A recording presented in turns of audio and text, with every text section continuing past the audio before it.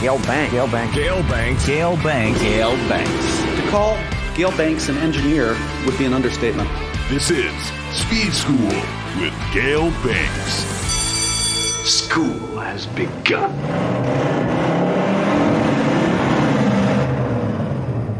Good evening, Mr. and Mrs. America and all the ships at sea. This is Gale Banks coming to you from Azusa, California. Today, I've got with me Matt Gamble. Tell the folks what you do here at Banks, will you, Matt? Well, thanks for having me, Gale. Hi. I'm here at Banks. I am the engine program manager. Under that falls a myriad of things, including some of our military programs, as well as our crate engine program that we are currently working on. Kind of interesting. We were starting the pod, and then Matt got a call from a major in the Army and had to go out in the hall and talk to the major. Those things happen, don't they? Yeah. One of the things that Matt's helping me define, and the rest of us here, is the future. The future of performance in all aspects, street, race, land, sea, but also the future of propulsion for military purposes and making it more reliable, more efficient, better fuel economy, which really means a lot. But that's another story. Today, I've been requested to get in the Wayback Machine and go way the hell back to 1958 and explain how the hell did we get here. I haven't been at it nearly as long, Gale. I've been at it 64 years. You're not 64 years old. So that it'd be tough. Yeah. But I've certainly had the opportunity over the years to read about your exploits in various hot rod magazines, and now I've got the fortune to be here at the company working with you, learning from you. And we are currently, as I mentioned, developing a crate engine, a whole program with multiple crate engines. Crate engine sounds like something you buy at Sears. I prefer the term turnkey. And it absolutely will be. Yeah. Generally speaking, our engines come with the engine management, the wire loom, intake hardware for your vehicle, whatever, exhaust system components you need, and instrumentation and data logging capability and all of that for your hobby vehicle, whether it be an older truck that you want to restore, a pre-emissions vehicle like that.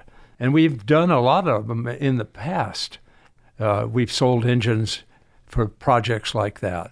I've seen older Jeep vehicles restored with our diesel power. And of course, when we started out, we weren't a diesel company, and diesel was mostly stationary engines and larger vehicles, not pickup truck size. Yeah.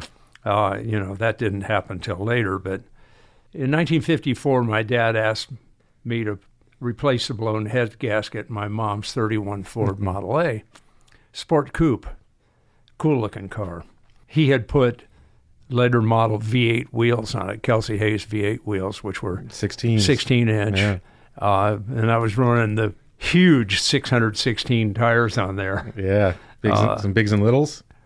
Not until I did the quick change. I kind of ran it straight up to that point. But she never got the car back. Not because it didn't run again. Oh, no. There wasn't a lot of Model A powertrain left in the thing.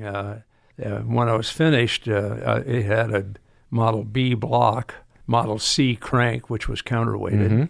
I had pressure oiling, Durant connecting rods. That's a rare one. Yeah.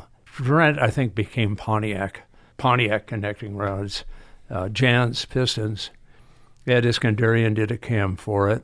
There was a guy who Ed learned from, really, really famous guy in engine development back then, and he had taught Ed how to grind cams.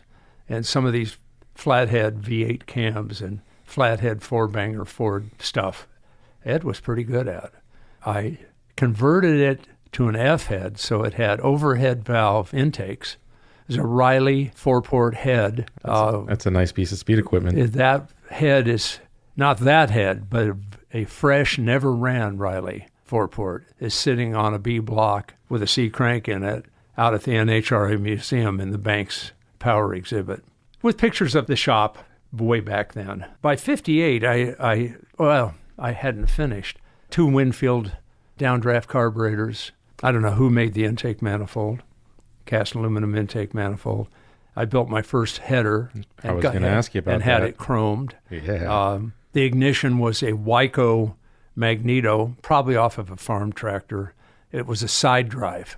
So I was driving it off that front timing gear case. Off the cam gear off the side. And there's other magic. I flywheel? Those have a big old flywheel. I chopped the flywheel till you could read through it. That's how light that flywheel was. I had a Auburn clutch, which was a 3-fingered, 3-sprung clutch from an Auburn. That's fancy. Auburns were a big deal back then. Yeah, 39 Ford gearbox, which gave me synchro in second and third, as I recall. And I shouldn't have done this, but a Rextel quick change. It was fragile. Yeah. Once I got all this running, the Model A made, memory serves, 40 horsepower at like 2,200 or 2,300 RPM. When I was done, it was turning well over 3,000, closer to 4,000 RPM. Compression ratio, if I remember right, they were like 4-to-1 stock. Yes. And I was up around 7-to-1. But we had that Chevron Custom Supreme 102 octane leaded street gas. High test. Yeah, that was really high test. I could blow off inline 6 Chevys. But what came out in 55 was the 55 Chevy. That changed the Changed landscape. I could not blow off one of those with my Model A. The horsepower went from 40 to, I'm going to say 105, somewhere in there. Wow. Yeah. And you were still on Babbitt's, right?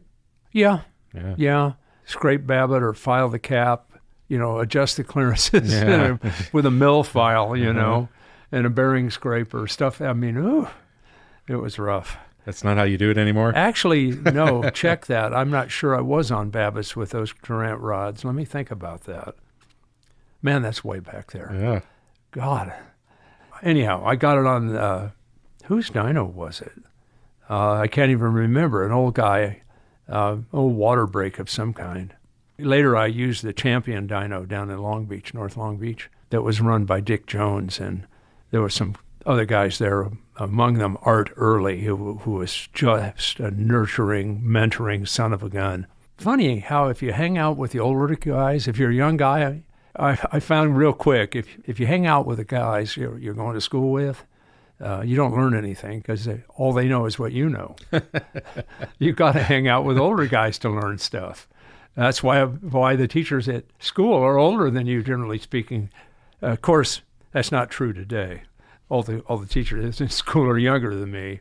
One thing that I really was aware of was the 53 Studebaker Starlight Coupe. Up till 53, Studebaker styling had been at best quirky and odd.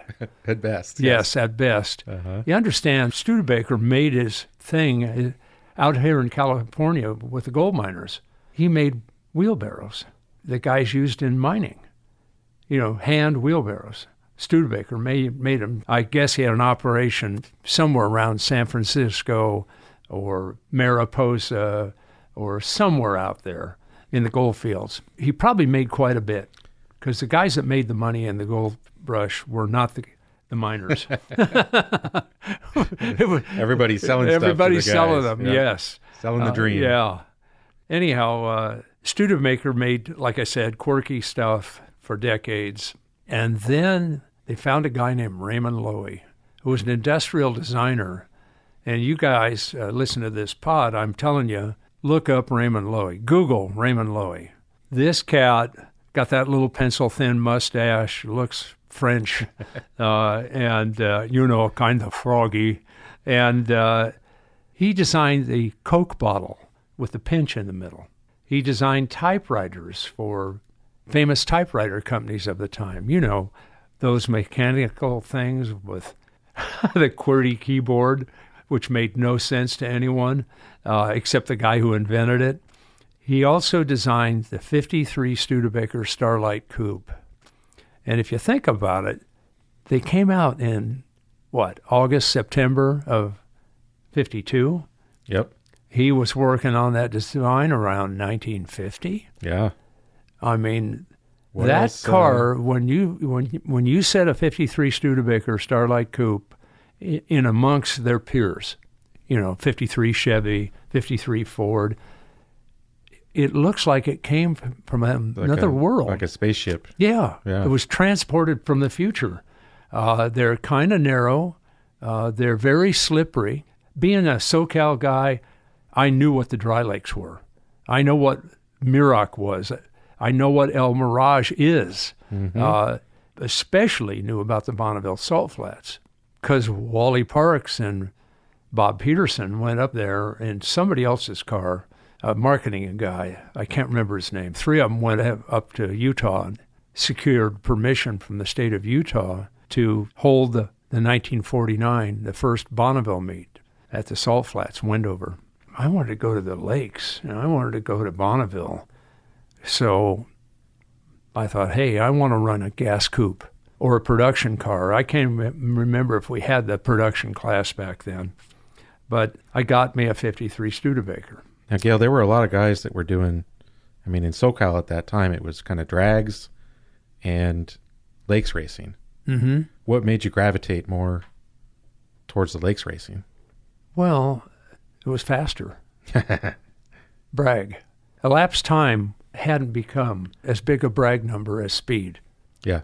And of course, at Bonneville, it's still speed. It's all about speed. It's nothing but speed. With a drag event, I don't pay much attention to the speed. It's all about reaction time and elapsed time. But the problem is, today, like a top fuel engine turns a few hundred revs and you're done with the event.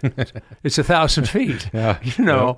True, you're making 11,000 horsepower, and that's admirable and very twitchy and hard to really accurately tune, changing weather conditions, changing track temperatures. The clutch guys are magicians because it's all kind of mechanical. Being an electronics guy, oh my. If you made one of those things fully electronic, say the clutch control, there'd be more heads-up good races in Top Fuel, Funny Car, all of those, where you can overwhelm the track pretty easily, where you got to back it down. You got 11,000 horsepower, you never frickin' run it. None of that ever gets to the track. A lot of that horsepower is turned into vapor in the clutch, You're just destroying a clutch to moderate the power as you go down the strip to the bad spots, the good spots, Hopefully you got a solid lap. The track prep is that good. But usually you don't. So to watch a really good drag race, those are few and far between. If we want to improve the sport, you guys at NHRA, give them some clutch control electronics for crying out loud. Give them a little, and the contests will get better and will draw bigger crowds. I don't understand why everything is so mechanical and Neanderthal. Nobody's going to get an unfair advantage. Just open it up. There's plenty of electronics experts out there to advise everybody. And that's why there's different classes, too. Yeah, but in the same class, Wally told me years ago, I went over to see him, and Graham Light was there, and Graham, I think at the time, was the national technical director. Graham was a drag racer. He came from Canada. He's a friend of mine to this day, and I'm proud to know Graham Light. I see him at every NHRA museum board meeting. We both sit on the same board. But this was the mid-'80s, and this will be a different podcast. But I went to Wally. I was working with a guy named Ron Hodgson out of Canada, and he had a company called Pacemaker. I think it was a hot tub company, but he owned Pontiac dealerships and hot tub companies and FM radio stations, and quite the entrepreneur, and all around good guy. We were working on a Top Fuel dragster with twin turbos. We were building it here. The engine program was all here, and we were starting to get some good laps. And I decided, we're going to both be wasting our money. We don't want an exhibition car. We want a general competition concept. So this twin turbo flat crank late model Chrysler that we built was pretty nasty. Even on methanol, it was a handful. But when we started putting the load to it, it was overwhelming. And we got it, the 60 foot is the big deal to me. Turbo lag wasn't there. We got it to 60 real good, and we were out about mid-track in the development. This is when you ran a full quarter mile.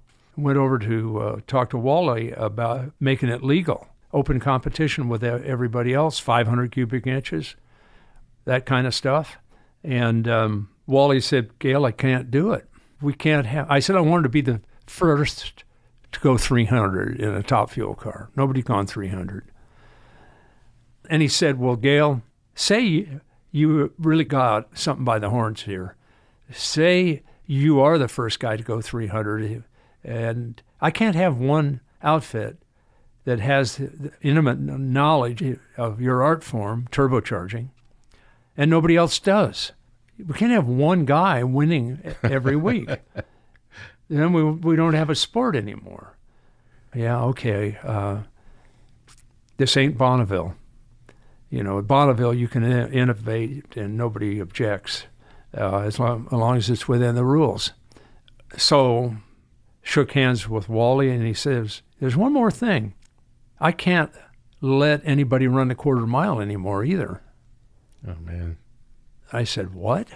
He said, my insurance carrier has told me they will cancel the NHRA insurance in total if somebody goes 300. So I'm trying to figure out how to slow everybody down.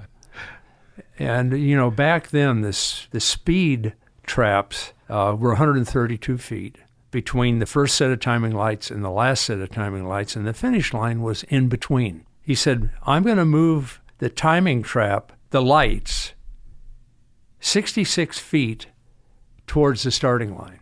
So the last light is at the finish line, and the first light is 132 feet before the finish line, and your speed will be the speed you hit 66 feet before the finish line.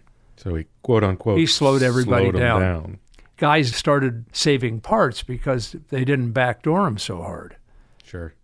You could have the laundry out before the finish line, and not have any negative effects. At Pomona, it gave you 66 more feet of stopping. Yeah. So he slowed them down. I can't remember, 3, 4, 6, 7 miles an hour, depending on how hot your ride was and how hard it was pulling it out the back door. How did I get onto this? We were talking about your Studebaker. Okay, I'll go back to the Studebaker. Yeah. We can talk more about this down the road as we do these pods.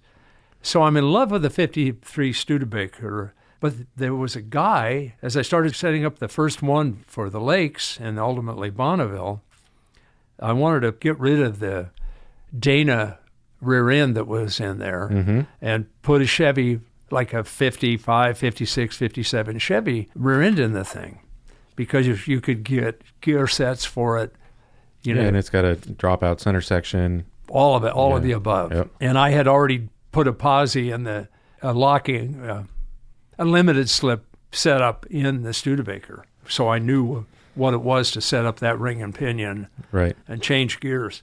So I wanted to drop out punkin'. Yeah, it makes life a lot easier when you're out at the track. When I started, it was all Studebaker, including the engine. Where'd that car come from? It came from Babe's Auto Wrecking in Downey.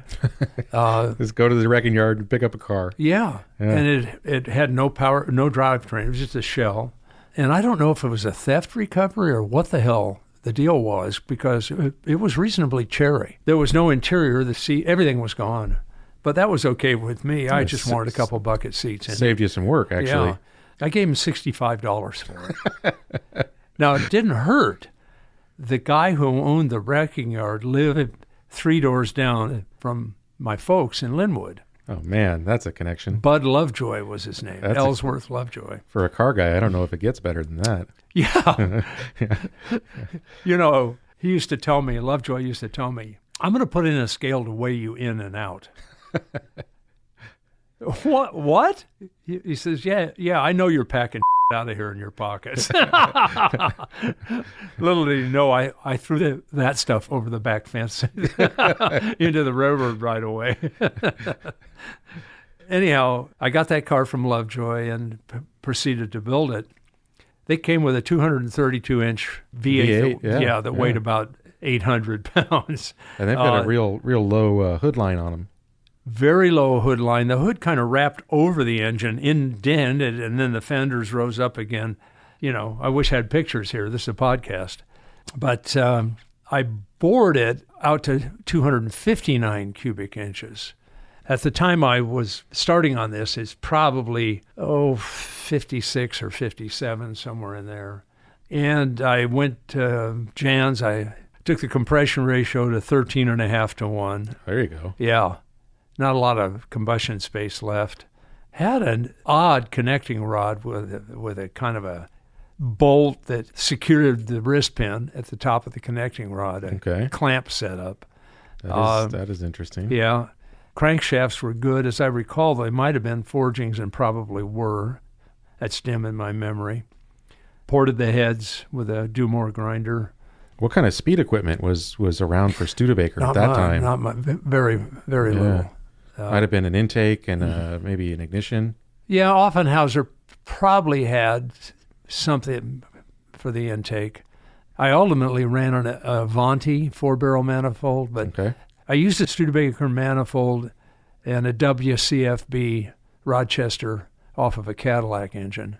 Gotcha. As carburation. Mallory ignition. There's a guy in Los Angeles named George Stokes Company on 18th Street, as I recall. I wanted a Mallory dual point, full centrifugal, all that jive, and a Mallory coil. And I went down to Stokes, and he was my first open account. In other words, I went down there. I said, I got a little speed shop building engines. He said, well, what do you need? And I told him, and, we kind of set it up on his Sun distributor machine, get the advance curve I was looking for. And I said, what do I owe you? He says, well, here's the invoice. It's net 30 days. I said, I have an open account. He says, you got to build a credit history somehow. Might as well start with me. That's the kind of guys. That's fantastic. Yeah. And about how old were you then? Oh, my God. 15? 16? Oh, wow. I was just barely legal driving. Of course, I hot-wired my mom's cars. My dad, I didn't dare hot-wire his car. Being an L.A. cop, he went on the L.A. Police Force in 1949, and he didn't let me get away with much. Yeah. I had to be a solid citizen. But if they go up to Crestline for a weekend or something, man, I was driving her car. So you prepped the Stude, and then what was the first year? I got the Studebaker. When did you go to the lakes first in it? Probably later in the 50s, because it took me a while to make it race-worthy. Yeah. And I had to earn the money to do that. And I came across something I could not turn down. In the early 50s, at Indianapolis Motor Speedway, they were trying to encourage more participation by the auto manufacturers, stock block engines. So the guys who were running the more exotic engines called it the junkyard formula. And a number of them, Nash, I think they did a straight 8, if I recall. That sounds about right. I remember Bruce Crowder running one of those engines at Bonneville years ago, decades ago, in some sort of a Lakester or Roadster or something. Bruce was always into the exotic, odd stuff. The weird. Yeah, but he made that run. What an inventive guy. The Studebaker V8, some guys out here financed making a racing engine out of the Studebaker V8. The Studebaker had money in this, obviously, but the Agajanians, as I recall. I can't recall who did the engine development. It happened here in town. I can't recall who built the car, but I think it was Curtis. But I can recall who did the cylinder heads and the whole conversion. It had like a big mag oil sump on it, a double overhead cam conversion on that. That's pretty exotic stuff. Yeah, it was done by Leo Guzin. And Leo Guzin did the Miller engines that won at Indy back in the 20s, the late 20s. I think Miller had this engine business. Him and Guzin, they did aircraft engines. They did unlimited marine engines up to 16 cylinders. I think we could do a few hours just on that. But one day we'll do that. But they did this 4-cylinder engine. Which became known as the Offie. It was derived from Miller designs because it was all Leo Guzin. Yeah. In the late 20s, Miller did this straight 8, 1500 cc, 91 cubic inches. Big centrifugal supercharger with straight vanes on the compressor. Dead wrong, but it's still compressed air. Yep. Guzin knew it heated the air. So he did a charge air cooler, which was just fins on the manifold. On the itself. manifold, yeah. So not real effective, but they ran methanol, and that has a great cooling effect. They might have run gasoline, but I know on this one, this engine made 270 horsepower out of 91 cubic inches on methanol. For 1927, 28, that was racy. So if I'm hearing what you're telling me correctly, you had an experimental Indianapolis Studebaker dual overhead cam engine designed by Leo Guzin. Well, I had the parts. There was a guy over in Whittier, George Sally was his name, and George had the parts. I had friends over in Whittier, saw the parts at George's shop. George built the Indy winner, I think it was 1955 and 56. He won with his car that he built at his house in Whittier. Honest to God. Does that happen anymore? No, I don't think so. But he knew what he was doing. He had worked places before, but I don't know, the financing, the this, the that. He had some of these castings that he got from somebody else. Why he had them, I don't know. It's fortunate he did. Some of the stuff was not finished machined. Some of it was. There were no injectors or anything like that. Hilborn did the injection for the program. Mechanical fuel injector, cool looking. This might have been stuff when they were setting up their machining, and I made it work. I built a sheet metal intake manifold and ran 2 WCFB caddy carburetors once again. I loved those, inline, dual quads. And it just was so wicked looking. This guy comes in. I was working in my dad's garage at the time on Century Boulevard. No, let me get this straight. Yeah, Century Boulevard, Imperial Highway, cross Century, over by St. Francis Hospital. Anyhow, the garage door opened onto Century. Guys would come by. I'd be out there 2, 3 in the morning. Mm-hmm. Guys would come by and, what are you up to, and hang out. Pretty soon it was a hang.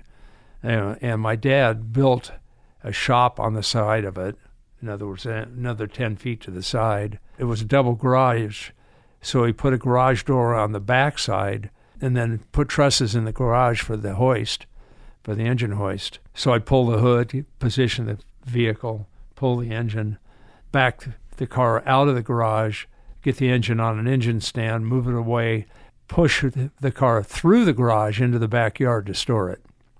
That sounds like a pretty cool setup. It was very cool. He even put a slab out there so I could put 2 or 3 cars out there. And then there was kind of a barbecue area. He put a concrete block wall so you couldn't see the cars from the barbecue. But he was highly supportive of what I was doing. That's fantastic. I put that Studebaker camera together in there and made it run. And this guy that was hanging out there had a 33 Plymouth. I wanted to take it and run it at the lakes. Uh-huh. But this guy had a 33 Plymouth, and I needed more room. I needed money. So I put the engine in his 33 Plymouth for $1,100. Oh, man. And I was rich. Yeah.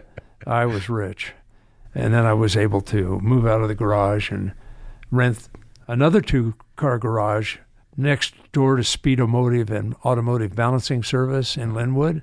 That's a great Across the location. street from Barris Customs. Uh-huh. There were other guys around. Keith Black was up the street on Tweedy in Southgate, wrestling engines around on his dad's garage floor. Chrysler guy. If you're old enough, you'll remember the magic that was the Greer Black and Prudhomme dragster. Yeah. Keith became a mentor of mine as well. Even to me, dynoing some of my early turboed engines, marine engines, on his dyno there in Southgate. Once he got into a shop, his dad built him a shop. So that Studebaker engine went in that Plymouth and went down the road. Yeah. And any idea what happened to it? No. I do know a guy in Nebraska wears the Panama hats, collects engines. Speedway Automotive. Speedy Bill. Yeah. Speedy Bill has one or two of the engines. Okay. I don't know. I hear somebody else has one. There was never more than 5 engines. Yeah. That's... it was one car deal. Oh, and they went to the Speedway. Let me finish the story. They went to the Speedway. Chrysler was there with their Hemi as well. And the thing that really developed the Chrysler Hemi was the Indy engines. Uh-huh. And the cylinder head development they did for Indy. They got banned at Indy, by the way. They showed their cards, which is the USAC guys went, whoa, these guys are way too fast, and they banned them from running. But it started the Chrysler Hemi as a legendary thing it has become. Studebaker was there. They welded a snout on the crankshaft that supported the DOHC drive system Yep. and the Ingersoll Rand starter. They used a big nose.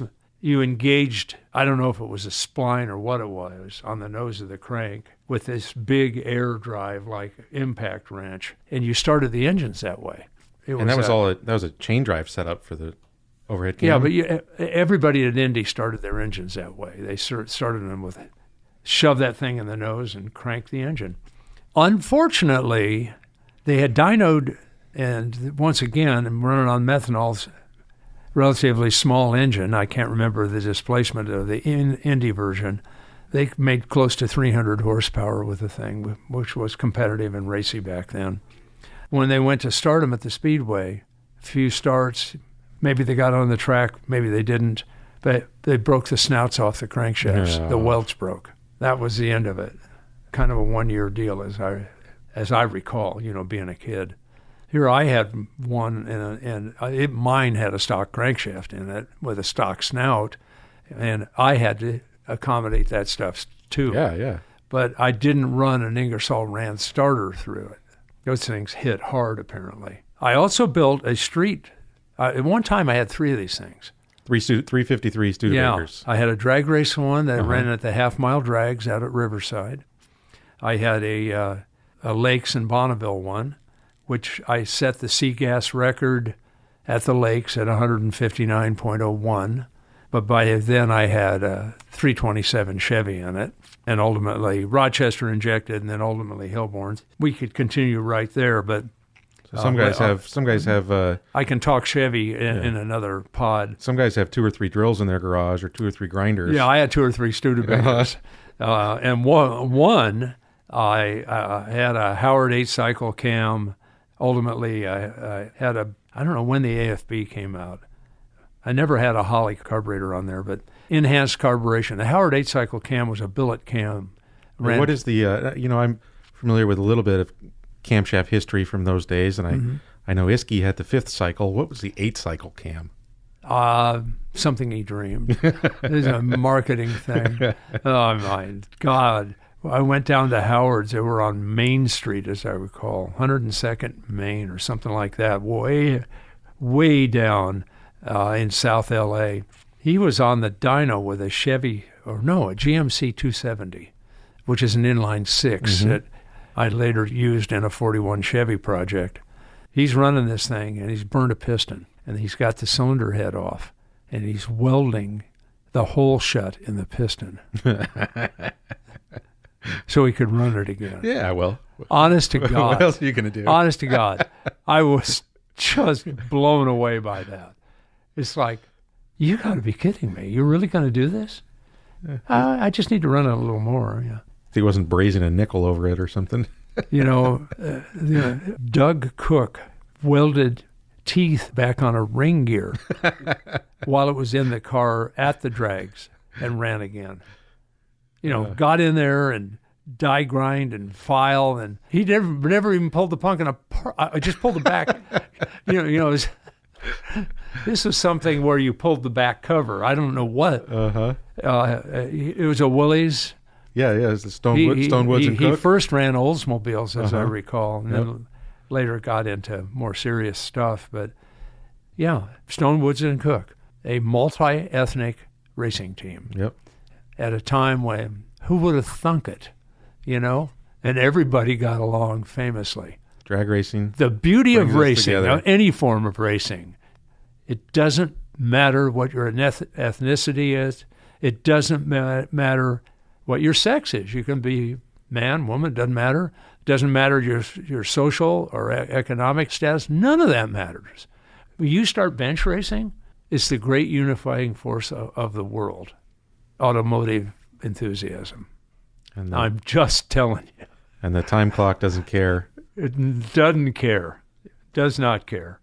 So one last Studebaker story, if I can. And then I'll be off Studebakers, not. Yeah, I was going to say, I don't think that's ever going to happen, is it? Probably not. Yeah. I built not the Indy-based engine, but just a regular old Studebaker, another 259-incher. And I think I thought I started talking about that engine earlier. Well, yeah, we got into it a little bit. About the engine a little bit earlier with the Howard 8-cycle cam. That's right. This thing would buzz.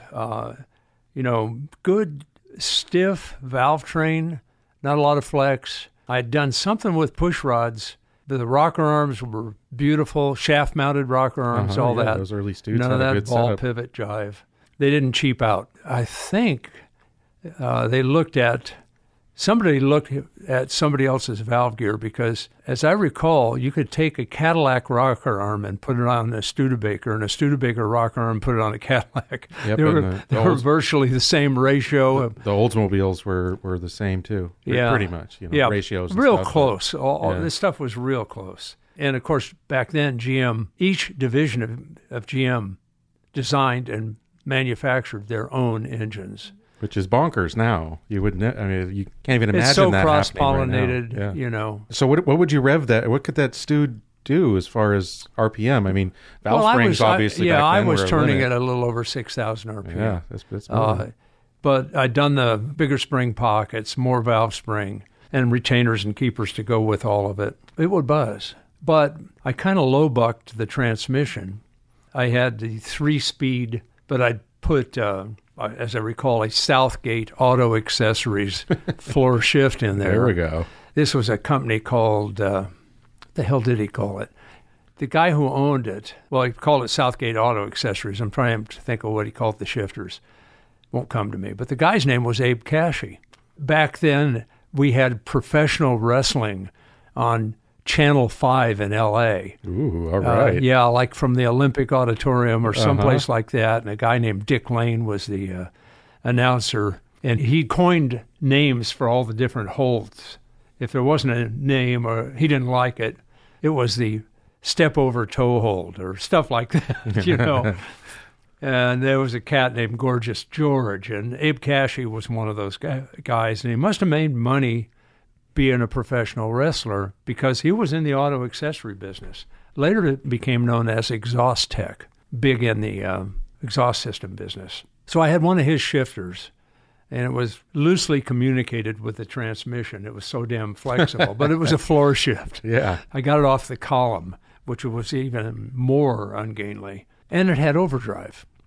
And on the old Studebakers, you push down the accelerator till you hit a switch that would kick you out of overdrive. Right. That was an old Borg-Warner It was a Borg-Warner trans with the Borg-Warner overdrive.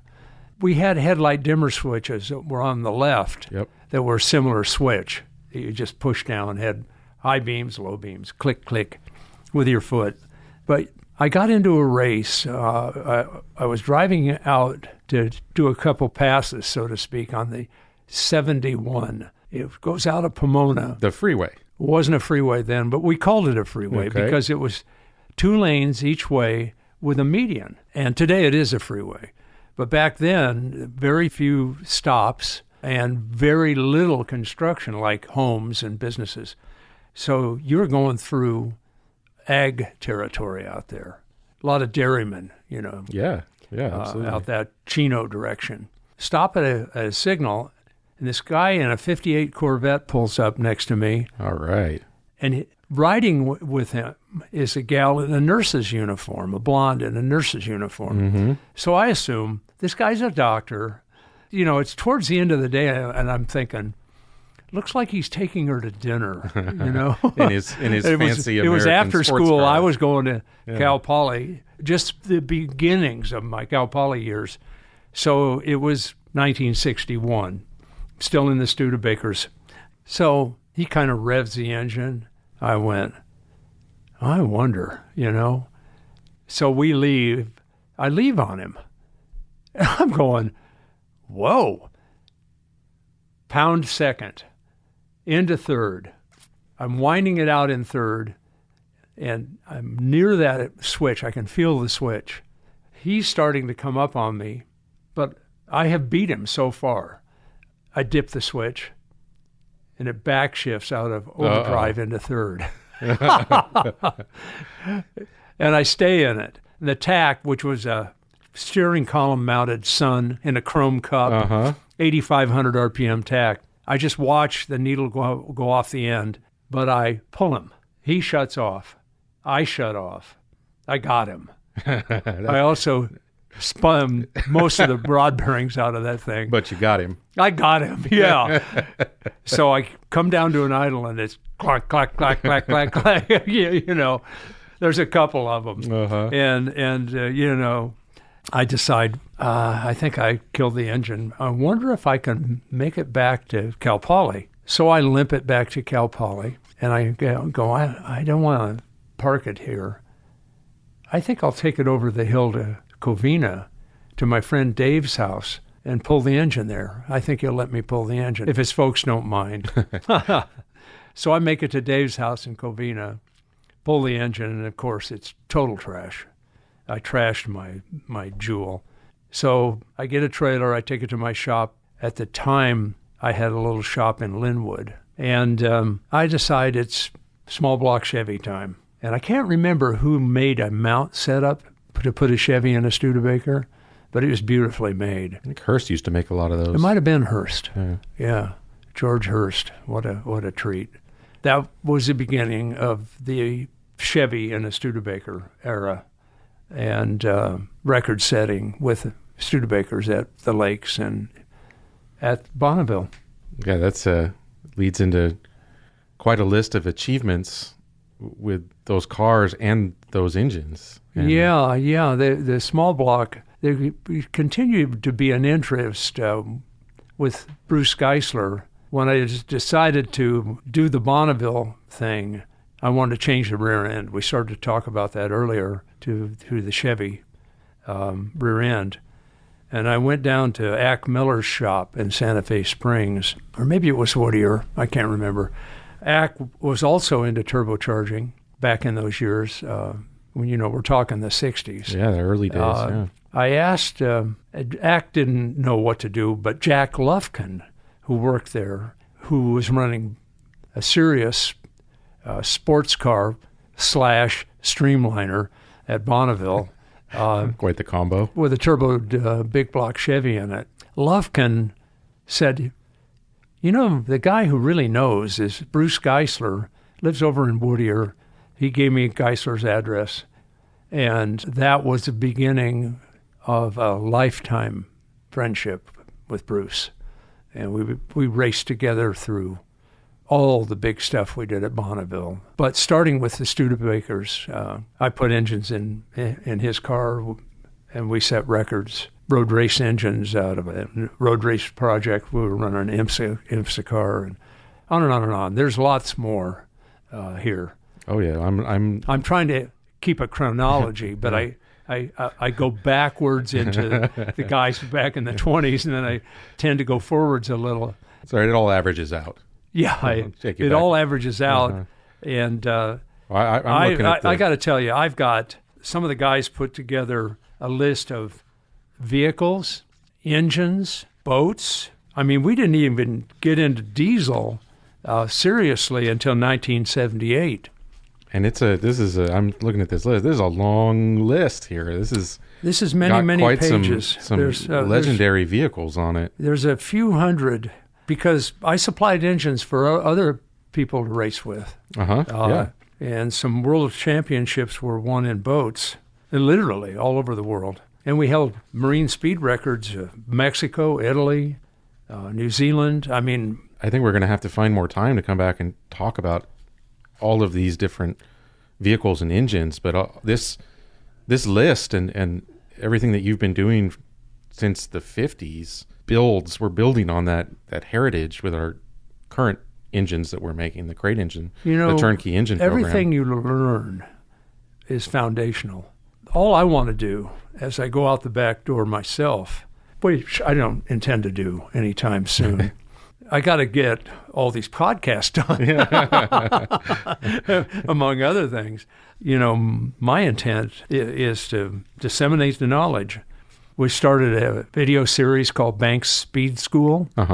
You know, through the years, as I talk about how we have done a product or an engine or a vehicle or what have you, I tend to want to continue our hobby by disseminating what I know about it. Yeah. And, you know, people are real close to the vest, especially in the diesel field. They treated decades back when I got into this like it was black magic. And at the end of the day, diesel is no more complex to run than spark ignition gasoline. The beauty is I'm fuel agnostic. I'm not a diesel guy. I'm not a gasoline guy. I'm not a nitromethane guy. I'm not a methanol guy. I'm not a hydrazine guy. I'm not a CNG guy, an LNG guy. None of that, although I've run all of them. I'm a forced induction guy. Bruce Geisler had a T-shirt. And back when Stu Hilborman was really getting going with the fuel injection and it was real keen, he came up with a T-shirt.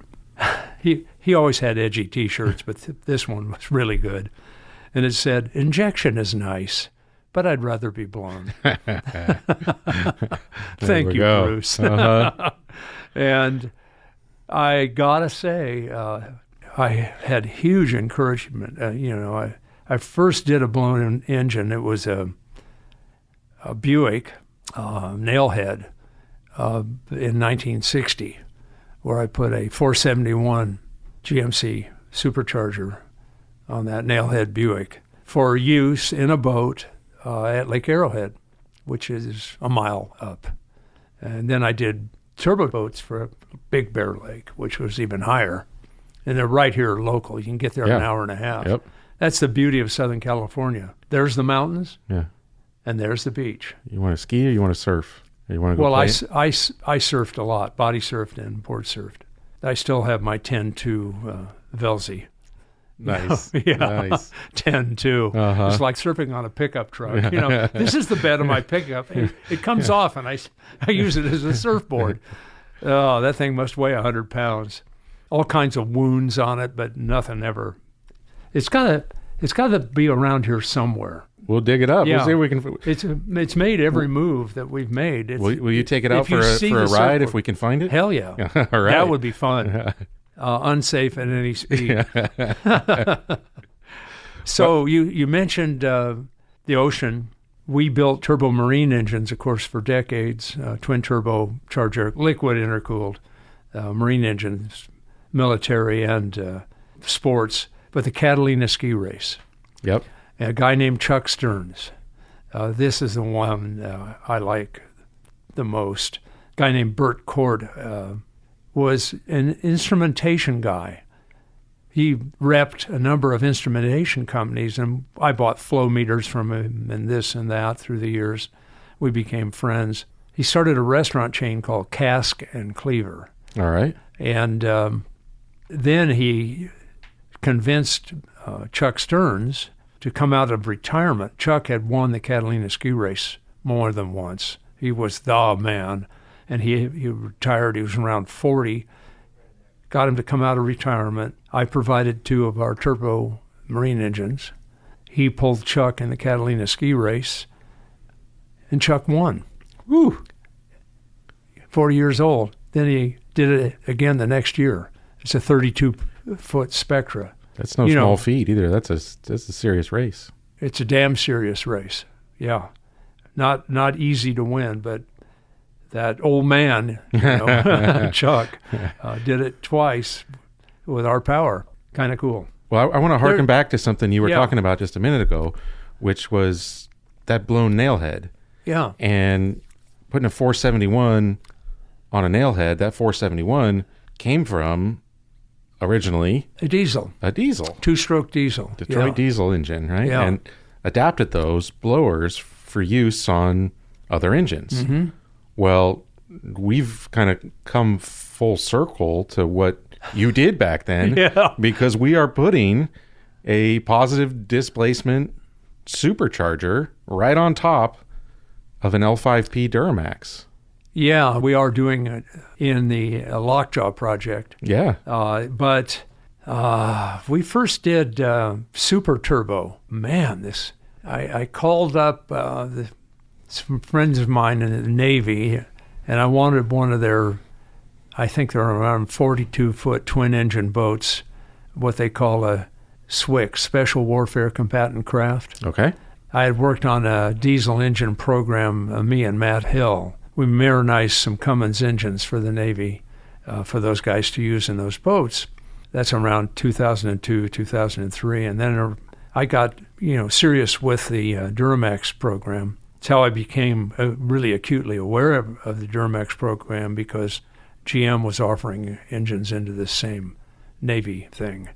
And the engine was so new at that time, the Duramax, right, that they elected to go with the Cummins, and I had the Common Rail Cummins, and I had already teamed with Cummins to showcase that engine and set a record for pickup trucks at Bonneville. Prior to the Common Rail engines ever being in a pickup truck, like a year and a half before, we were running them on the dyno here at Banks and comparing notes with Cummins with the guys at the Ole building, their skunk works at Cummins. And we went out and set an international speed record, not just for trucks, for diesel-powered vehicles of that size, engine size. And the record still stands, by the way. That's awesome. Yeah, I think it's 217 with a 222 one-way best. 9 passes, and we blew the quick change all to hell. But we did drive the truck to the salt flats with a trailer behind it, and then went 217 two-way. How did that effort lead into working with the Duramax and supercharging it? Well, I decided I was approached by I wanted to do a Duramax marine engine because I was still very much into boat engines. I'm sorry, are you not now? Yeah, I'm still pretty sure you are. yeah. So I got some interest. We conjured up some prototype marine engines, went to the Miami Boat Show, showed them there, showed them at the LA Boat Show, trying to get interest. At the time, there wasn't really any good drive systems except for like the Mercruiser number 3s and, Super Speedmaster drives, which is another story in its own right with our tunnel boats and all that kind of stuff. The Navy had a whole lot of those drives, and they were using them behind the diesels that we had done. And GM wanted us to consider the engine for a marine. So we started actually building turbo marine versions of it. And I went, you know what? Coming out of the hole with the Cummins engines and the big wheel and the big gear, if you have enough wheel and gear, stop the engine at its power peak, which is the maximum speed the boat will go. Yeah. You keep gearing until the boat goes to desired speed, but then you only have one speed, and it's hard to get them out of the hole. Right. So I decided, hell, if they'll loan me a boat with no contract, if they'll just loan me a boat, I could do this. We'd just do it on our own. We'd rig the boat with some prototype super turbo Duramaxes, which we did. I'm trying to think of it that way. I think that might have been before '08, or it's back there a ways. We'll talk about this in another pod. All right. So we did super turbos in that boat, took it down to Coronado, launched at the Naval Amphibious Base, and exercised it in the harbor. We got a little too close to the Navy. They didn't, they weren't laughing. No. Even though we're in a Navy boat. But the odd part was these guys didn't have a boat to spare, but their older boats were being repurposed by the FBI for hostage rescue and harbor counterterrorism. I didn't know that. So the FBI loaned me the boat. Yeah. And I had it for maybe more than a year. And then we all went down and tested, and it was a success, but they didn't have budget for it. I can't remember. Once we have the year, '08 was kind of a down year for the entire United States. Yeah, no kidding. Yeah, and I might have pulled in my horns. I don't know. The engines are still around here somewhere. Yeah. So those were the first super turbo engines we did. And that was before 2010, I'll tell you that much. We've done a super turbo Detroit 60 series and a Freightliner at Pikes Peak. It's the fastest truck ever to run at Pikes Peak. A big supercharger blowing into a big turbo, so big we named it Kong.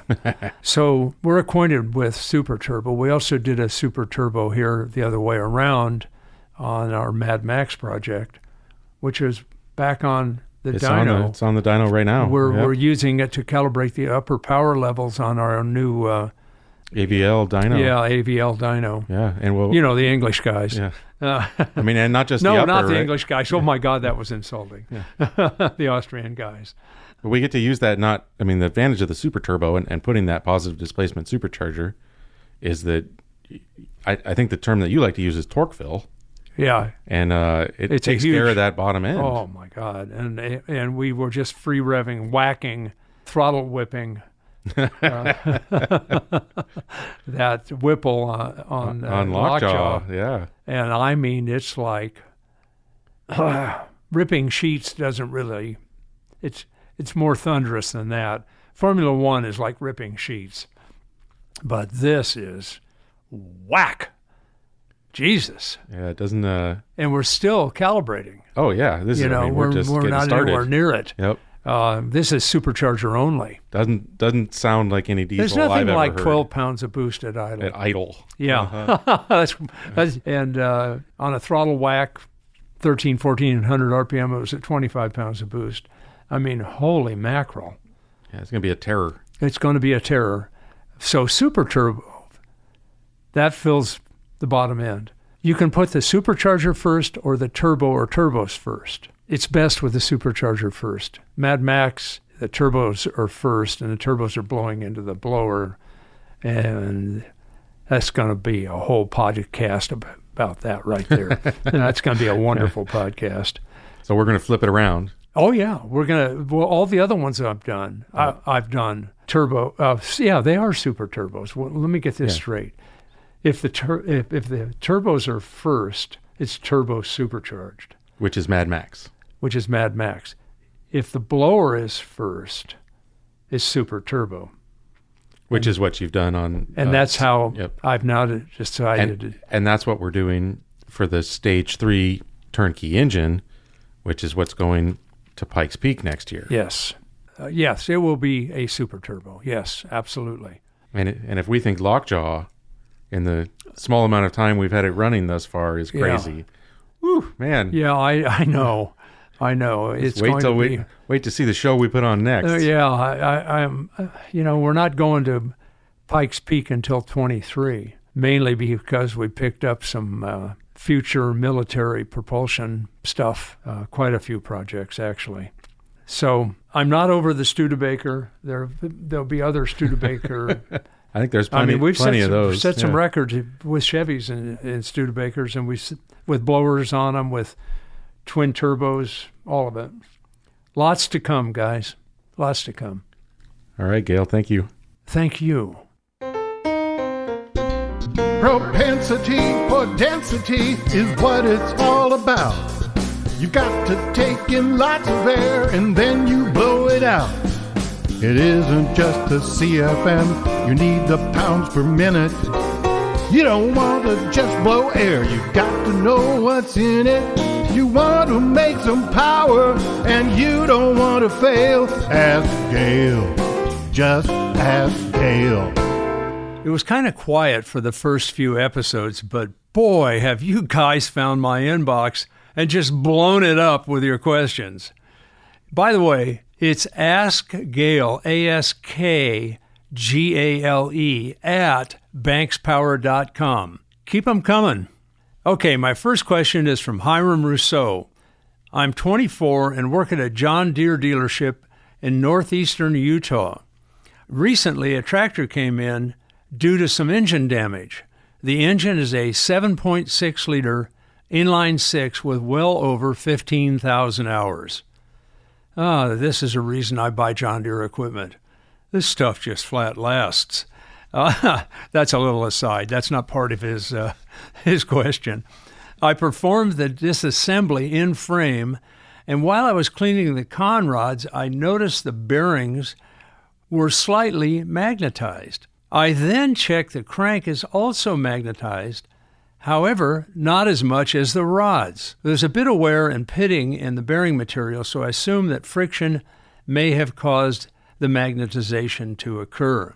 My concern is this. If I assemble the engine with a magnetic crank and rods, any of the small amount of fine metal that normally would settle to the bottom of the oil pan and drain out might get stuck to the internal components and cause premature wear and excessive friction. Is there a safe level of magnetization? Is there a safe way to degauss the crank and frame? I appreciate your time and consideration. You are one of the most knowledgeable people I know. Oh my. Well, my first comment is, would you tell my wife about that knowledge part? Oh my. So Hiram, you're right. Magnetized parts are not good for the reasons you mentioned. Demagnetizing is accomplished by breaking up the DC field with AC. For small parts, you can use small demagnetizing tables. I think Goodson makes a nice one. As far as demagnetizing while the engine is still in the chassis, I found an interesting patent dated back in 1999 for an engine demagnetizer that works while the engine is running, but I'm not aware of the patent actually making its way into a product. So it looks like you'll have to demagnetize one part at a time. As to the crankshaft, we use a Kansas Instruments hoop-style demag unit, but you'd need to pull the crank to do it, which with the engine and the chassis might be fun. So, Hiram, good luck with that. My next question is from Dale Jeffrey. Hi, Gale. I love your work and the new podcast. Can the iDash be used on a car without an ECU?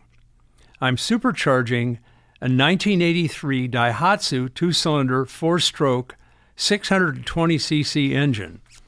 The car is being built for hill climb racing. Well, first of all, watching you guys hill climb gives me distinct pleasure. I mean, the variety of ways you guys crash, roll, go endo, I mean, it's just something to behold. As to the iDash, you bet. We have an iDash kit specifically for guys with either a pre-CAN bus ECU or no ECU at all. You get the iDash and a special wire harness, then you'll choose which sensors and sensor module you want. You can choose from air or liquid temp sensors, pressure sensors, speed sensors, and more. Much more. It might be cool to see the exhaust gas temperatures in both cylinders. And since you're supercharging, another question that comes immediately to my mind is how effective is the supercharger? Superchargers and turbochargers are not just pressure machines. Their true function is to increase air density. Compressor efficiency is a measurement of their ability to increase air density. You can currently buy sensors to do that job, and in the next few weeks, we're releasing a sensor bundle to do just that. So, Dale, we've got you covered with your brainless Daihatsu. In other words, no ECU, not to be too negative. All right, that's a wrap for another fun episode. If you like the show, please leave us a review on your Apple Podcast app or Spotify. It helps us to reach more people. Talk to you soon. Be sure to subscribe for more episodes of Speed School with Gale Banks.